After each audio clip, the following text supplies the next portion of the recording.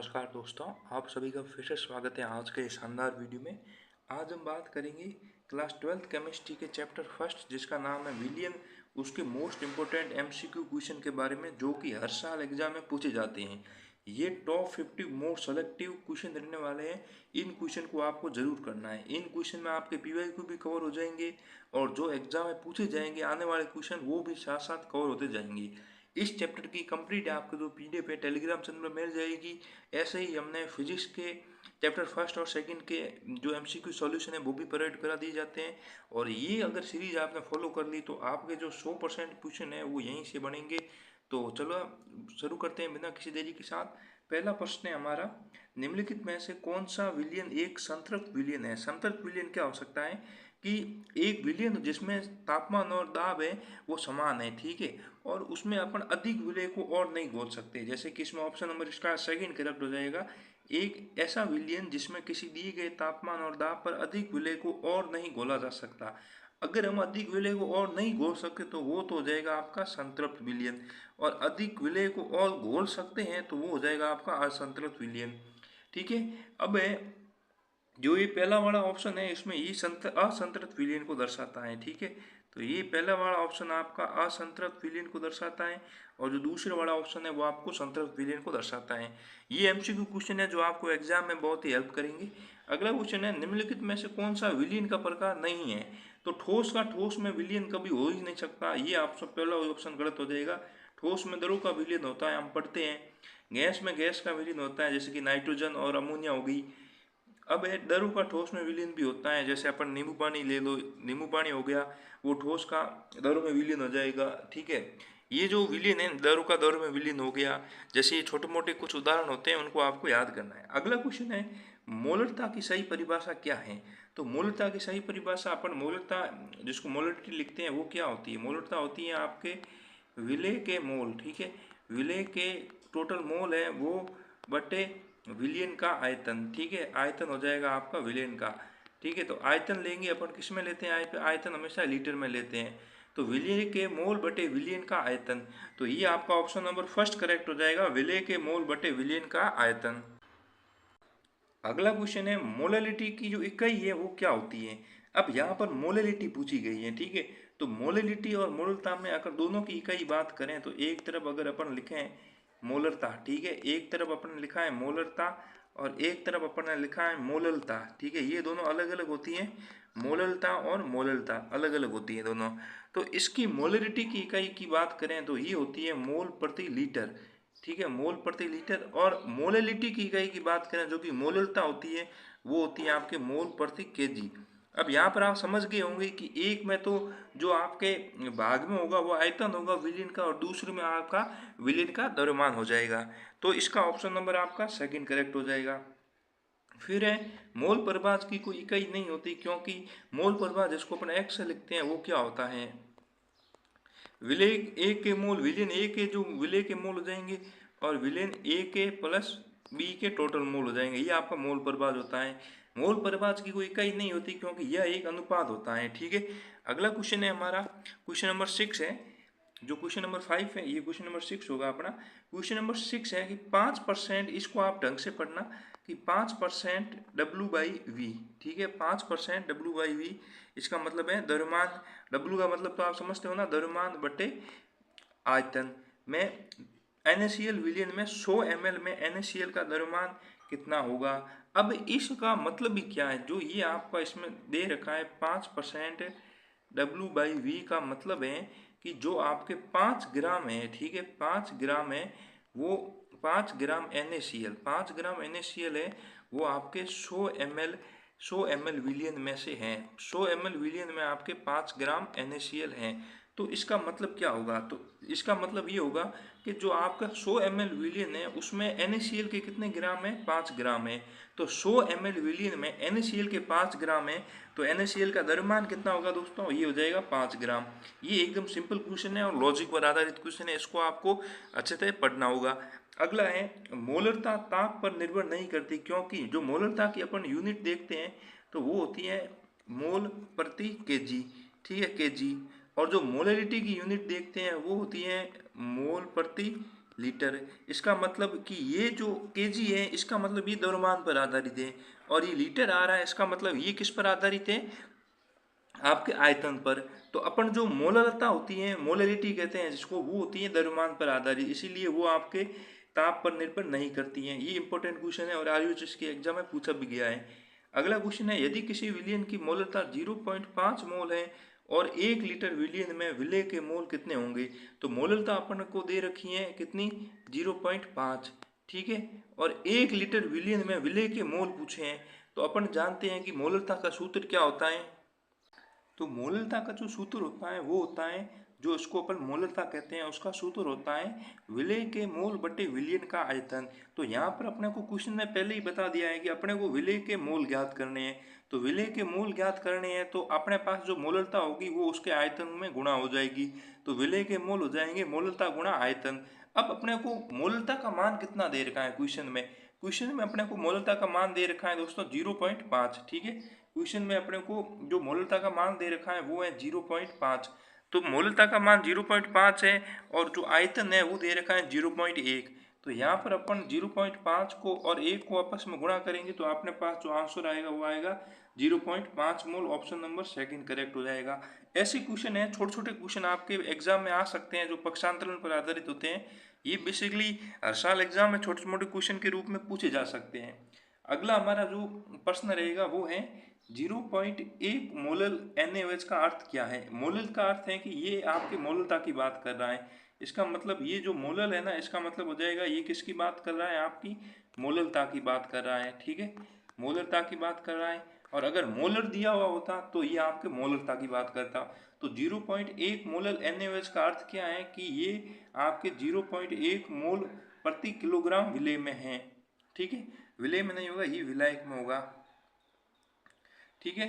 तो ये इसका आपका ऑप्शन नंबर करेक्ट हो जाएगा बी, ठीक है। ऑप्शन नंबर आपका बी करेक्ट हो जाएगा। फिर अगला है 1 लीटर NaCl या 1 लीटर विलयन में 5.85 या 5.85 ग्राम NaCl है, तो इसकी मोलरता क्या होगी। NaCl का जो द्रव्यमान है वो दे रखा है 58.5 ग्राम प्रति मोल। अब ये सिंपल क्वेश्चन है, इसमें अपने को मोलरता ज्ञात करनी है। मोलरता का सूत्र होता है विलय के मोल। तो विलय के मोल अपन अगर ज्ञात करें तो ये हो जाएंगे आपके भार बटे अणुभार। तो ये यहाँ पर मोलरता का सूत्र होता है आपके विलय के मोल, ठीक है। ये होता है आपका विलय के मोल बटे में हो जाता है आपका आयतन।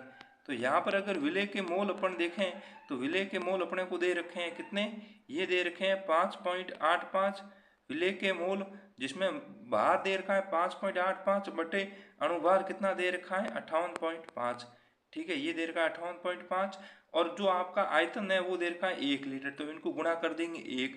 अब इसको इससे काटेंगे तो ये आ जाएगा आपका 0.1 गुणा 1। तो 0.1 को 1 से गुणा करेंगे तो आपका ऑप्शन नंबर बी करेक्ट हो जाएगा 0.1 मोलल। तो इस क्वेश्चन का आपका आंसर हो जाएगा ऑप्शन नंबर बी 0.1 मोल। अब ये यहाँ पर आप कंफ्यूज मत होना कि ये विलय के मोल बटे आयतन में 5.85 और 58.5 कैसे लिखा। अब यहाँ पर विलय के मोल की बात की है तो मोल का जो सूत्र होता है वो भार बटे अणुभार होता है। भार तो अपन ने लिख दिया है, जो क्वेश्चन में दे रखा है NaCl का 5.85 ग्राम, और अणुभार होता है वो अपना 58.5 ग्राम प्रति मोल दे रखा है। और उसके गुणे में अपन ने लिखी है जो आपके आयतन है विलयन का, वो 1 लीटर आयतन तो अपन ने 1 लीटर लिख लिया। तो इनको सॉल्व किया तो अपने 0.1 गुणा में और ये 1 लीटर आपका आयतन हो जाएगा। तो 0.1 को 1 से गुणा किया तो अपने पास आंसर आया ऑप्शन बी 0.1 मोल, ठीक है। जो अब है अगला क्वेश्चन है राउल्ट के नियम पर आधारित है। तो ये है, इसमें पूछा गया है कि कौन सा जो विलयन है आदर्श कथन, जो आदर्श विलयन है उसके लिए कथन सत्य है। तो कौन सा कथन आदर्श विलयन के लिए सत्य होगा। तो इसमें आपके ऑप्शन आपको मैच करने पड़ेंगे कि आदर्श विलयन के लिए डेल्टा H मिक्स आपका 0 होता है, V मिक्स 0 होता है, कोई गर्मी का आदान प्रदान नहीं होता है, मतलब जो आदान प्रदान होता है वो नहीं होता है, ठीक है। ये भी सही है। तो इसका आपका ऑप्शन नंबर डी करेक्ट हो जाएगा, उपरोक्त सभी। ये आदर्श विलयन के गुण है, ठीक है। ये आपके गुण है किसके, आदर्श विलयन के। तो ये आपके आदर्श विलयन के गुण है, तो इनको आपको याद रखना है। आदर्श विलयन के गुण एग्जाम में पूछे गए हैं 2-3 बार, तो ये भी आपको याद रखना है। अब है 10% NaOH जो 10% W/W NaOH का मतलब क्या होता है, ये W/W का मतलब होता है द्रव्यमान प्रतिशत, एक होता है W/V परसेंटेज, ये अलग अलग ये परसेंटेज की जो सांद्रता की इकाइयाँ होती हैं वो होती है, और एक होता है V/V परसेंटेज। तो ये तो होता है द्रव्यमान प्रतिशत, आयतन प्रतिशत, और ये होता है द्रव्यमान आयतन प्रतिशत।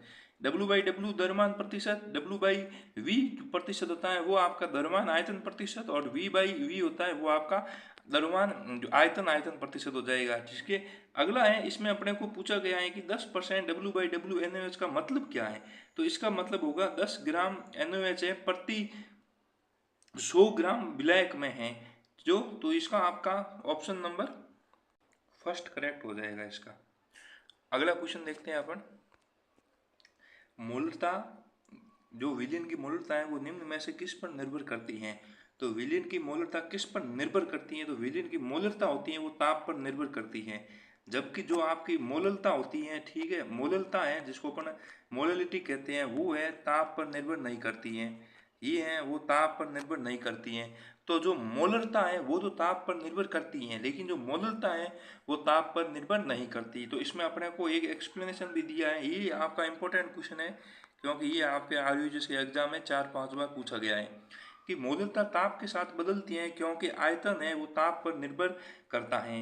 अब एक कौन सी सांद्रता की इकाई नहीं है, तो सांद्रता की इकाई कौन सी नहीं होगी, मोलता सांद्रता की इकाई होती है, मोलता होती है मोल फ्रैक्शन जिसको अपन मोल प्रभाष कहते हैं, वो भी सांद्रता की इकाई होती है। ग्राम मोल ये सांद्रता की इकाई नहीं होती है, तो ऑप्शन नंबर डी करेक्ट हो जाएगा। अगला क्वेश्चन हम देखते हैं,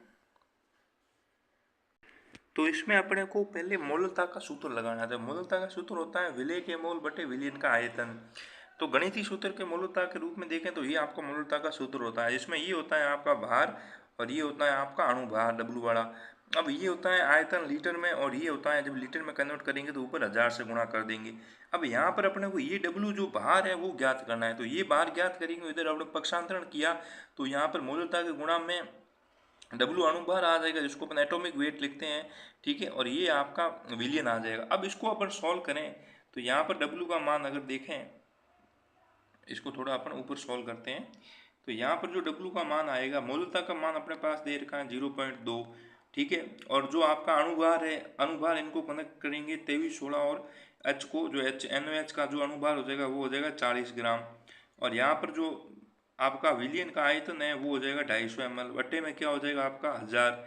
यहाँ से पॉइंट हटाएंगे तो यहाँ पर एक और जीरो लग जाएगा, ठीक है, और 250 को और इसको अपन क्या लिख सकते हैं 1/4, यहाँ से 1/4 इसको अगर लिखा 1/4, इसको अपन 1/4 लिखेंगे तो यहाँ पर जो जीरो वाला हटा है वो यहाँ पर 40 आ जाएगा, 40 से 40 कट जाएगा, तो यहाँ पर ऑप्शन आएगा आपका 0.2, तो कि ऑप्शन नंबर फर्स्ट करेक्ट हो जाएगा। अगला क्वेश्चन है हमारा, जब दाब बढ़ाया जाता है तो किसी गैस की विलेयता में क्या होता है। ये आपका हेनरी का जो नियम है, हेनरी का नियम है उस पर आधारित है, जो कि आपका हेनरी लॉज है उस पर आधारित है। इसमें बताया गया है कि जब आप जो विलयन में दाब बढ़ाते हैं तो किसी गैस की विलेयता क्या होती है, तो गैस की विलेयता होती है वो हमेशा क्या होती है, बढ़ती है। अब इसका एक्सप्लेनेशन बात करें तो हेनरी का नियम ये बताता है कि दाब बढ़ाने पर गैस अधिक मात्रा में दरों में घुलती है, तो ये आपका ऑप्शन नंबर फर्स्ट करेक्ट हो जाएगा। अगला क्वेश्चन देखते हैं हम, इसमें अपने को बताया गया है कि जो मोल प्रभार होता है उसकी अधिकतम जो लिमिट होती है वो कितनी होती है। जो मोल फ्रैक्शन होता है उसको अपन x से लिखते हैं, जो x होता है जो पहले वाला विलय है उसके मोल हो जाएंगे Na, और ये हो जाएगा Na प्लस ये टोटल विलय हो जाएंगे। इसकी जो लिमिट होती है वो ये होती है 1, मोल प्रभार का जो कुल जो योग होता है वो 1 होता है, तो ये ऑप्शन नंबर सी करेक्ट हो जाएगा। अधिकतम जो सीमा होती है वो 1।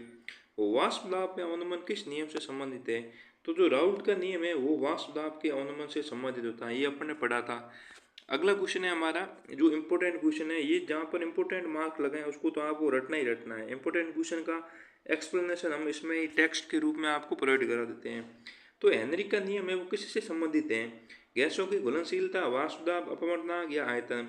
तो गैसों की घुलनशीलता के रूप में हेनरी के नियम को परिभाषित करते हैं। तो हेनरी का नियम ये कहता है कि किसी गैस की घुलनशीलता दरों में उस गैस के आंशिक दाब के समानुपाती होती है, जो P है वो डायरेक्टली प्रोपोर्शनल होती है x के, ठीक है। तभी यहाँ पर जो P है वो आता है अपना K एक्स आता है, जो यहाँ पर के होता है वो हेनरी होता है। किसी गैस की घुलनशीलता किस दशा में अधिक होती है, गैस की घुलनशीलता किस दशा में अधिक होती है, ये भी क्वेश्चन आपका इंपॉर्टेंट है, इंपॉर्टेंट के रूप में मार्क कर लेना। जो गैस की घुलनशीलता है वो कब अधिकतम होगी, जब तापमान आपका होगा निम्न और दाब होगा उच्च, तब आपके जो गैस की घुलनशीलता है वो क्या होगी, अधिकतम होगी। तो इसका ऑप्शन नंबर सेकंड करेक्ट हो जाएगा। अगला क्वेश्चन हम देखते हैं जो कि आपका एक्सप्लेनेशन के साथ है, ये भी इम्पोर्टेंट क्वेश्चन है, टॉप हाई लेवल चांस है कि ये क्वेश्चन आपका एग्जाम में आ जाए। ठीक है, तो इसमें बताया गया है कि जो कोल्ड ड्रिंक या सोडा की बोतल है, खोलते ही बुलबुले क्यों निकलते हैं, क्योंकि ये हेनरी के नियम का एग्जाम्पल था। तो इसका ऑप्शन नंबर बी करेक्ट हो जाएगा, हेनरी के नियम के कारण। अब देखो हेनरी का नियम क्या कहता है, बोतल खोलते ही गैस का दाब घटता है, गैस का दाब जैसे ही घटेगा तो उसकी घुलनशीलता है वो भी घटेगी, जिससे क्या होगी, जो CO2 गैस है वो बाहर निकल जाएगी।